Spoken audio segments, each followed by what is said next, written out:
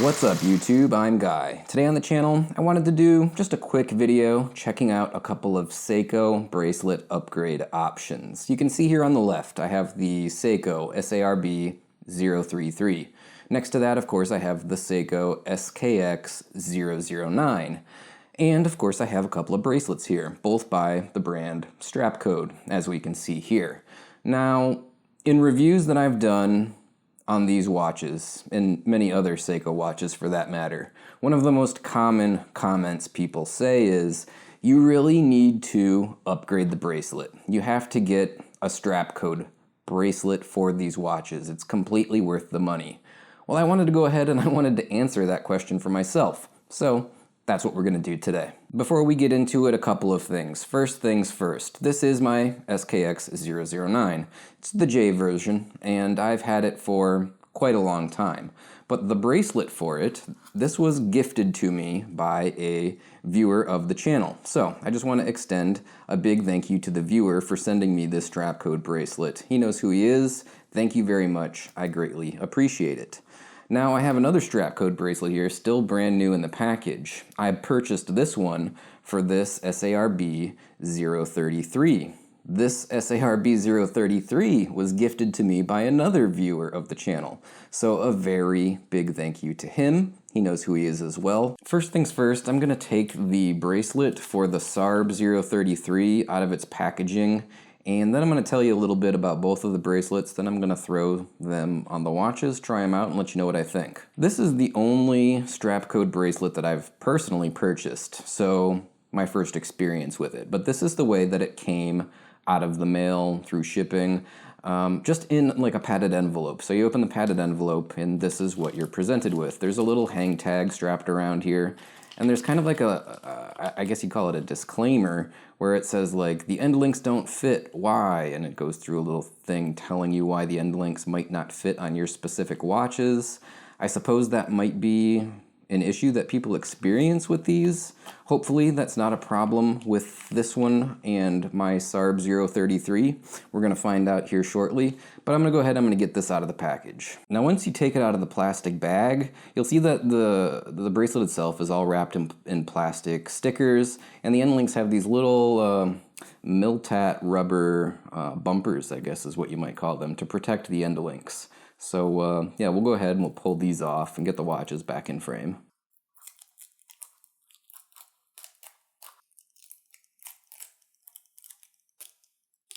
Alright, so first things first, let's talk about the basic specifications, the prices, all of that stuff. We'll take a look at the one that I have for the SARB first, because this is one that I purchased. It was $106.99. That is certainly not cheap. It does have a double locking clasp with fold-over safety latch. It is 6 points of micro adjust on the clasp itself, which is a nice feature. I like to have a lot of micro adjust. See if I can get my camera to focus. It never really wants to work when there's stuff in the background. So yeah, we got 6 points of micro adjust there. This one that I went with is obviously the polished center links version. I've never owned a watch with polished center links, and I wanted to try it out. I know a lot of people are going to say, I don't like polished center links, they get scratched up. Yeah, whatever. I thought this would be a fun way for me to experience what it would be like to have a polished center link watch. The links are screwed in, held in with screws, so we're going to need screwdrivers to size this up, no problem. And it starts at 20 millimeters at the end link, and it tapers down to 18 millimeters. So here's the Strapcode bracelet for the SKX. And this is significantly more affordable. It's $59.99. Why is that? The main reason, the clasp is not nearly as good on this one. This isn't a fully machined or milled clasp. It's kind of that cheap stamped stainless steel like you would find on a basic Seiko watch OEM or stock bracelet. It's not a huge problem though, because number one, it's pretty darn affordable at 60 bucks, and number two, the rest of the bracelet is fantastic. The other features that we have here, like the SARB bracelet, it's 316L stainless steel. We do have the fold-over safety latch with double locking clasp. We have only 3 micro adjusts on this clasp. But they do offer this bracelet with a number of different clasp options, including more heavy-duty clasps and with more micro adjust. Again, this is just the affordable one in their product range. This one is entirely brushed as opposed to having the polished center links like my other bracelet. We do get the same screwed links as you can see here, hopefully, if my camera stays in focus, which is nice. That's a huge upgrade over the Seiko stock bracelets. And this one starts out at 22 millimeters and tapers down to 18 millimeters at the clasp. Now everybody says that, this Jubilee bracelet that comes on the SKX is terrible and it's, flimsy and rickety and rattly and yada yada yada. I like this bracelet. I enjoy wearing it. The overall quality of it is certainly nothing to write home about. It's held in with just friction pins. The clasp is that lightweight stamped stainless steel.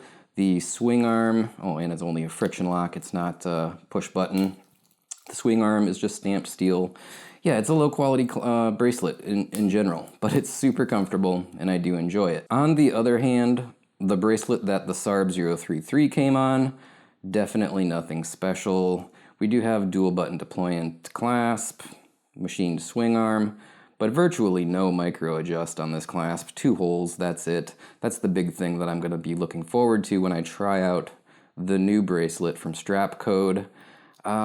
Yeah, this is held with pins and collars, which is a pain to resize when you want to take a link out or put a link in. Overall, I'm really not a huge fan. A lot of people complain about this large gap where the bracelet closes onto the clasp, or I guess I should say the clasp closes onto the bracelet. I get why people don't like that. Yeah, overall, never was a big fan of the bracelet that the SARB033 came on, and I am definitely looking forward to trying it out with our new Strapcode. All right, I've got the original bracelet off of the SARB033, and the moment of truth, will this actually fit? Based on the documentation on that hang tag, I'm a little concerned that maybe there's going to be some sort of fit issue. I did order the correct bracelet for this watch. If you go on their website, they have 2 separate models, one for the SARB033 and one for the SARB035, so make sure you order the correct one. So this is turning out to be one of the more irritating bracelet swaps I've ever done, and I'm going to show you why. The spring bars that they provided. If we take one and put it in the center link, or I'm sorry, the end link rather, it is an extremely loose fit. So when you're trying to slide the end link into the watch case lugs, it just slides right out. It's like a greased pig. It doesn't want to kind of retain itself at all. It's not a tight, snug fit. Now, what that ends up doing once you do get it fit, and this is my first initial disappointment with the watch, is it is an absurdly loose, see how loose that is there? An absurdly loose fit on the end link. The channel but through the end link is just grossly oversized.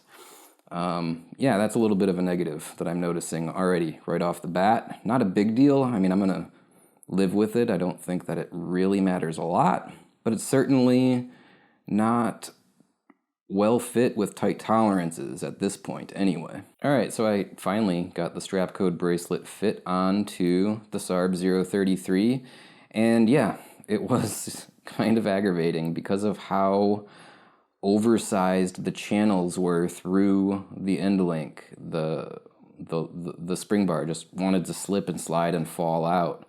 I've never seen that on any bracelet swap that I've ever done. Usually the channel is sized such that the spring bar just fits through it and there's enough kind of friction along the internal channel to at least somewhat retain or hold the spring bar in place. This one, the spring bar just slips and slides all over the place inside there. And as a consequence of that, like I had pointed out, the end link fit is, crazy loose. Not a big deal in terms of, how is it going to wear on the wrist. It just feels a little aftermarket, I guess. It doesn't feel stock. It doesn't feel like it was made to be. That aside, how do I like it so far, just in looking at it here in the hand? I like the polished center links. I think that's a nice touch. That looks great with this particular watch. I know the polished center links are going to get all scratched up and, blah, blah, blah, all of the complaints. I just wanted to try it out. The clasp seems really nice. Yeah, it's a longer, larger clasp because it has the 6 micro adjusts, and this is kind of a dressy watch, and maybe the clasp is a little too oversized for some people. I don't mind that. I mean, I'm used to, the big oversized glide lock clasp on the Submariner, so this is fine. Not an issue for me whatsoever. The lockup of the safety latch, a little loose, not very positive, not very secure feeling, but it does work. It seems to stay closed. The dual trigger deployant, fine. Swing arm, nice machined swing arm. Heavy duty machined clasp. Yeah, I like it. I think it is a definitive upgrade right now based on my first initial reactions over the stock bracelet that comes on the SARB033. Do I think it's worth the money? At this point, I almost feel like saying no, it's not worth $107.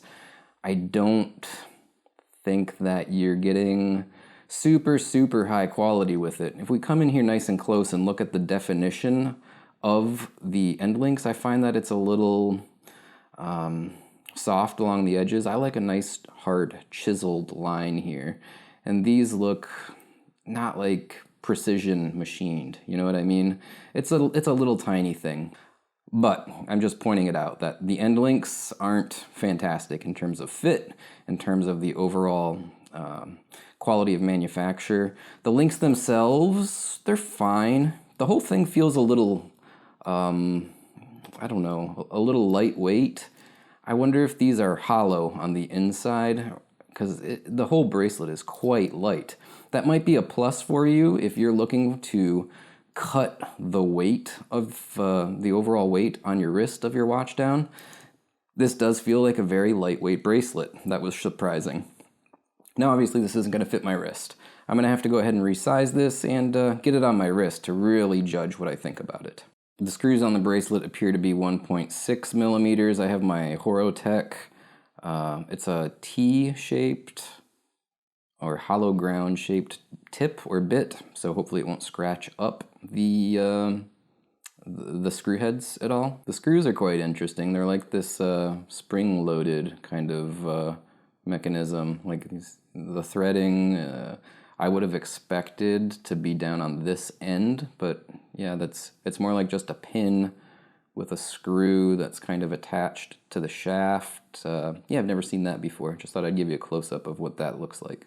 Alright guys, there it is. To fit my 6 3/4 inch wrist, I had to remove 1, 2, 3 links from the bracelet, and I had to set the micro adjust on the clasp. It was all the way out. I had to bring it in 1, 2 notches in. And yeah, now it fits my wrist great. I'll throw it on, give you a wrist shot, and share with you some of my final thoughts about this bracelet.